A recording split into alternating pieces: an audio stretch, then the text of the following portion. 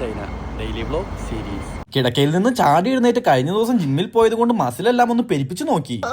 രണ്ട് കൈ വരക്കാൻ പാടില്ല. എന്നാലും ജിമ്മിൽ പോകണമെന്നുള്ളത് കൊണ്ട് നല്ലൊരു ചിരിയും ചിരിച്ച് അതേ ചിരി അതുപോലെ തന്നെ കണ്ടിന്യൂ ചെയ്ത് നേരെ ജിമ്മിലേക്ക് എത്തിയപ്പോഴാ ജിമ്മാശാൻ ആദ്യമേ തന്നെ ട്രെയിൻ ചെയ്യാൻ നോക്കുന്നത്. ആനയ്ക്ക് വെയിറ്റ് എടുക്കുന്ന ഏതോ മെഷീൻ എടുത്ത് തന്നെ ട്രെയിൻ ചെയ്യാൻ നോക്കി. ഇയാളൊന്ന് പോടാവേന്നും പറഞ്ഞുകൊണ്ട് നേരെ അപ്പുറം പഞ്ച് പൊടിച്ചുകൊണ്ടിരുന്ന രണ്ട് ചൈനക്കാരെ നല്ലൊരു പഞ്ച് ഡയലോഗും അടിച്ച് അപ്പുറം കിടന്ന് മാറ്റിയെടുത്ത് 4 പുഷപ്പും 2 സിറ്റപ്പും എടുത്തു. എനിക്ക് ആനക്കടിക്കുന്ന മെഷീൻ എടുത്ത് തന്ന ജിമ്മാശാൻ എന്താ ഈ പെൺകുട്ടിയോട് ചിരിച്ചുകൊണ്ട് ചെറിയൊരു മെഷീനിൽ ട്രെയിൻ ചെയ്യിപ്പിക്കുന്നു. ഇവിടെ ഒരുത്തൻ ചാവാൻ കണ്ടിട്ട് അവനോട് സംശയം ചോദിച്ചപ്പോൾ അവര് പറ്റൂലെന്ന് മേയോന്ന്.